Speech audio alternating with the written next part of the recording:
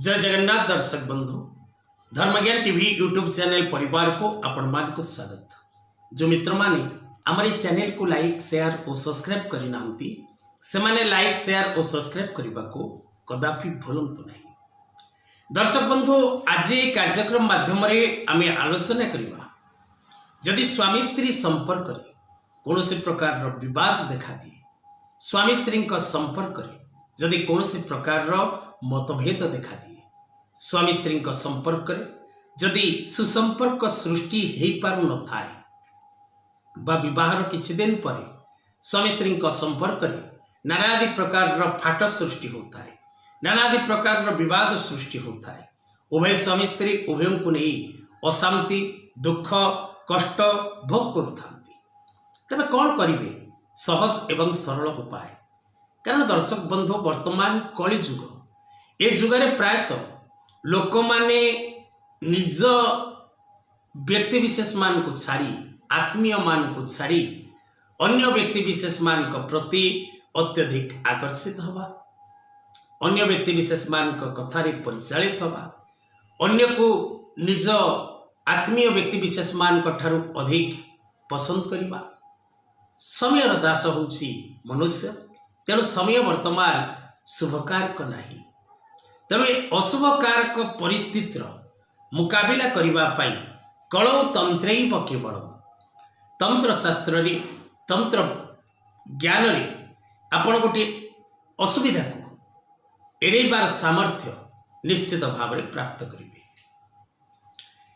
दर्शक बंधु तंत्र त्रायती तंत्र तंत्र द्वारा आपण गोटे विपद रु मुक्ति पाई परिवे, गोटे विपद रु आपण रक्षा पाई परिवे। किंतु तंत्र को कौनसी असाधु कार्य रे व्यवहार करी अन्यर क्षति करिबा दंडनीय अपराध एवं विशेष करी जो माने तंत्र को लोक अहितकर कार्य रे विनियोग करुचंती से माने आज नहले भी काली निश्चित भाव रे ताहार दंड भोग करिवे। कारण देव कर्म कलौ तंत्रैव केवलम जंत्र मंत्र तंत्र यह ईश्वरंक सृष्टि, यह ईश्वरंकर आशीर्वाद मनुष्य को देय। जमती आमे गोटे उत्तम वैदिक मंत्र को व्यवहार करी कौन से शुभ कर्म करुचे, कौन से देव कर्म करुचे, से परि भाव रे तंत्र रो मंत्र को बा तंत्र रो कारिका को व्यवहार करी आमे गोटे असुविधा सुविधा को आसीबार रास्ता रही। तेणु जदि आपण स्वामी स्त्री संपर्क रे नानादि प्रकार विभ्राट सृष्टि होउछि, अशांति सृष्टि होउछि, परिवार मध्यरे द्वंद्व देखा दउछि एवं उभय पति एवं पत्नी उभय को नहीं अशांति भोग करुचंती, तेबे कौन करिवे? सहज आ सरल उपाय। दर्शक बंधु भक्ति विश्वास और श्रद्धा द्वारा करा जाउथिबा प्रत्येक कर्मर फल निश्चित भाव में शुभ होता है। जदि आपण स्वामी स्त्री संपर्क रे विभेद देखुचंती, विभ्राट देखुचंती, अशांति देखुचंती, मनोमालिन्य देखुचंती, संदेह देखुचंती, उपाय करंतु, सफलता निश्चित भाव में आपण प्राप्त करिवे। कौन करिवे उपाय? आसंतु से विषय रे आलोचना करिबा। जो मित्र माने निज जन्म कुंडली रो विचार करिबा पई चाहुचंती, निज घरर वास्तु संशोधन पई चाहुचंती, नुआ जातक तैयारी करिबा पई चाहुचंती, पिला मानकर कुंडली मैचिंग करिबा पई चाहुचंती, निज पिलार एजुकेशन कैरियर फाइनेंस विषय रे बुझिबा को चाहुचंती, निजर बिजनेस हेल्थ कैरियर जॉब विषय रे जानिबा पई चाहुचंती, निजर लव लाइफ विषय रे जानिबा पई चाहुचंती, तेबे तळे दे जेतिबा नंबर रे जोगाजोग करिबा को कदापि भूलंतु नहीं। तेबे दर्शक बंधु विशेष करी ए स्वामी स्त्री संपर्क को मधुरता रे परिणत करिबा पई आपण को दुईटी सामग्री रो आवश्यकता रही।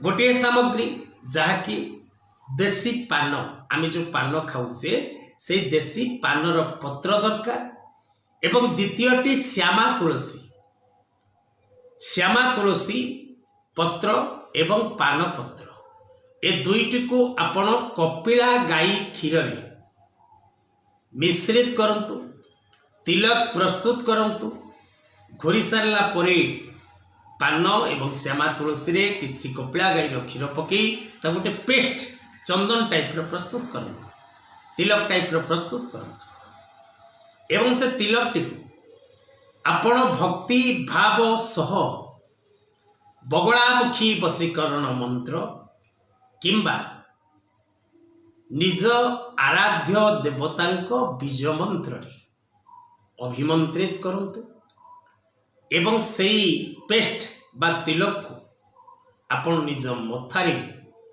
21 दिन पर्यंत क्रमान्वय भावे लगेबा को भूलंतु नहीं। यह करबा द्वारा साध्य व्यक्ति आपणकर वशता स्वीकार करिथाय, आपणक मध्यरे चलीथिबा द्वंद्वर परिसमाप्ति घटिथाय एवं आपणकर वैवाहिक दाम्पत्य जीवन सुखमय होइथाय। आजिर कथावस्तु को एठी रखिबा। जय जगन्नाथ।